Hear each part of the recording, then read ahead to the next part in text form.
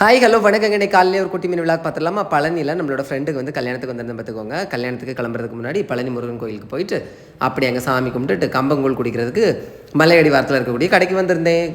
கம்பங்கூழ் வாங்கியாச்சு. வாங்கின கையோட பார்த்திங்கன்னா அதுக்கு கூட்டுக்கு வந்து பொரி இருந்துச்சு, அப்புறம் மாங்காய் எல்லாமே நிறையா இருந்துச்சு. வெங்காயம் போடலை, அதாவது உள்ளி.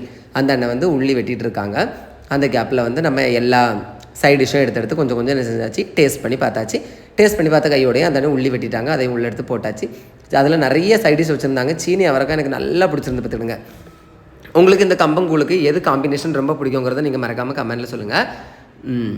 அப்படியே குடிச்சிட்டே இருக்கும்போது குடிச்சோன்னா குடிக்கலையே அதில் கூடிய சைட் டிஷ் எல்லாமே நிறைய எடுத்து சாப்பிட்டு பார்த்துடுங்க. இது வந்து மோர் வத்தல் பார்த்துடுங்க.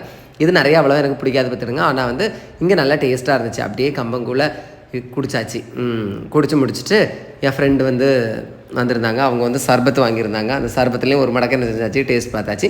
டேஸ்ட் பார்த்துட்டு மறுபடியும் அந்த சொம்பில் கொஞ்சம் மோர் ஊற்றி கொடுங்கண்ணே அப்படின்னு சொல்லிட்டு கொடுத்துருந்தேன். அவங்க மோர் ஊற்ற கேப்புக்குள்ளே மறுபடியும் அந்த சைட் டிஷ் எல்லாத்தையும் எடுத்து மறுபடியும் சாப்பிட்டாச்சு பார்த்துடுங்க. மோர் கடைசியில் ஊற்றுனாங்க. அதை ஒரு கலக்கின்னு எடுத்து என்ன செஞ்சாச்சு, குடிச்சாச்சு பார்த்துடுங்க. நீங்கள் இப்படிலாம் குடிப்பீங்க அப்படின்னா மறக்காமல் கமெண்ட்டில் சொல்லுங்கள். உங்களுக்கு பிடிச்சிருந்தாலும் மறக்காமல் கமெண்ட்டில் சொல்லுங்கள். பிடிச்சிருந்தா லைக் பண்ணுங்கள். தேங்க்யூ.